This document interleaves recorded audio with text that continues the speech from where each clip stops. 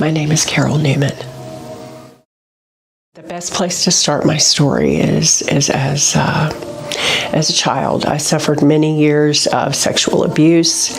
I used to jokingly call my parents abuse and neglect. I ended up being sexually promiscuous starting around the age of 14 and ended up marrying very young at the age of 18. That relationship was abusive physically and emotionally. I was finally able to break away from that relationship, having a young daughter and a young son, ages 3 and 2. After I left my first husband, I found out I was pregnant again. And I was a single mother. I made $800 a month. And I knew that if I was going to keep that baby, that I would have to go back into the abusive relationship, and I couldn't do it. I just couldn't do it. It felt like it would be a death sentence for me. So I decided that the only way that I could survive was to have an abortion. My brother's the only one who knew about it, and that was back in the 80s.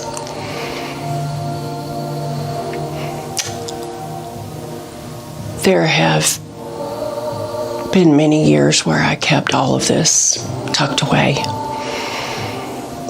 It bubbles up from time to time, and the guilt and the shame that I have felt from it have sometimes been overwhelming. But unfortunately, I have felt that I was punished in a way because my son, who was 2 years old at the time, ended up dying young at the age of 32. And I wrestled with God about that. Actually, tomorrow he would have been 40 years old.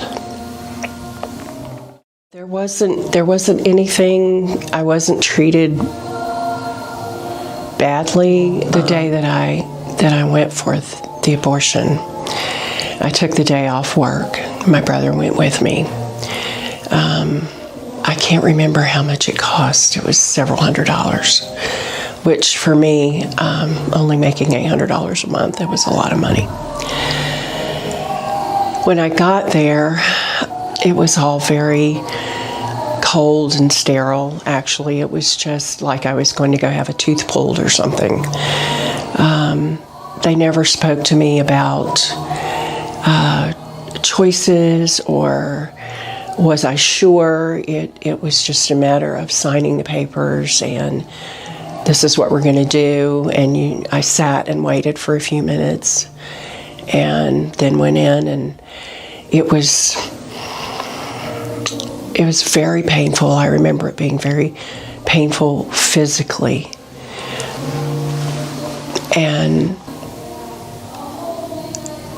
it was just very, I don't know how to explain it. Again, it was like having a tooth pulled. It was nothing, the significance and the depth and breadth of what I was doing was lost, in that it was very mechanical, I guess is a good way to put it. I was very uncomfortable for the next 12 hours or so. And then life continued on.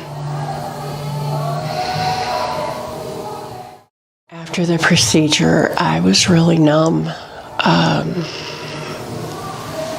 I think I just tried to stuff it away as best I could. And I did that for a number of years. Every time it would try to come up, I would just stuff it back down. But But after a while, you can't do that anymore. After a while, you have to deal with it. And the realization of having taken the life of my child, I've wrestled with that for a long time. I was not in relationship with Jesus at the time that I did this. My relationship with Jesus has been spotty over the years. I would say in the past 5 years, my relationship with Jesus has been much closer. And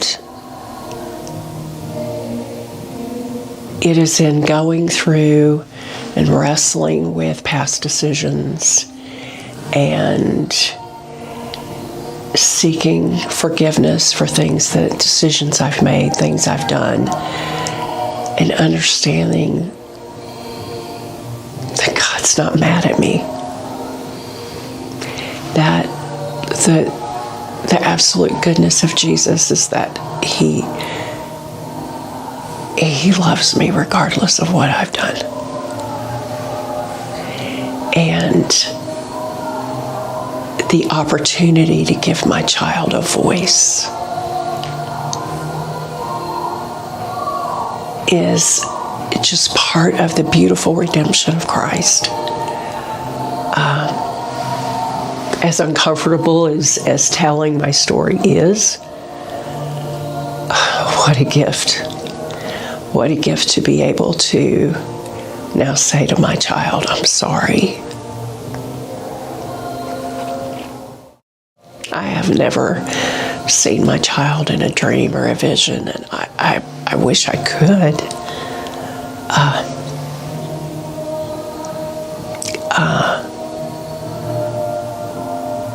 Maybe I will. I don't know, but not so far. My mom was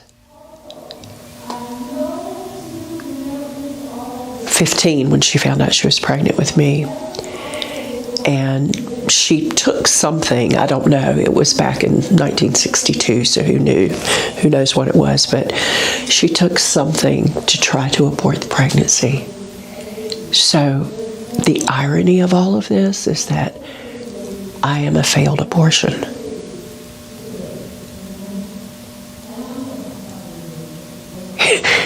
Isn't that incredible? After everything that I've just said, that was my start in life. If I could go back and speak to the younger me,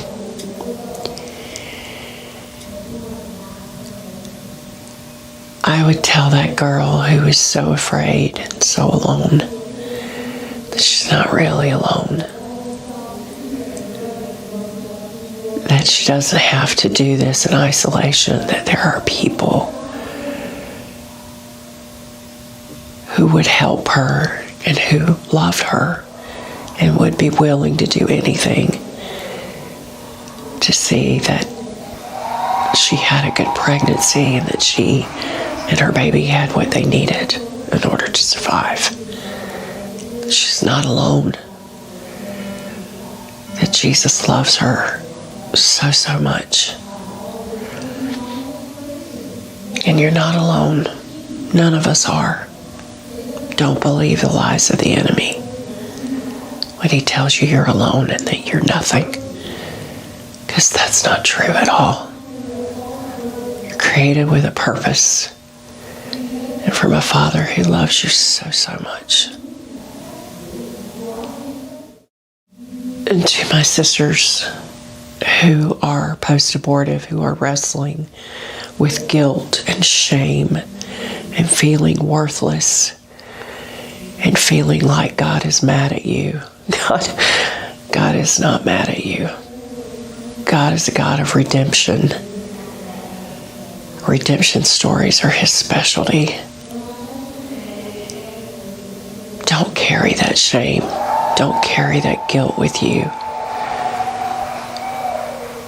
Lay it at the foot of the cross Because Jesus loves you so much. Don't listen to the enemy when he tells you that you've got to carry around this shame and that you're dirty and that you're bad.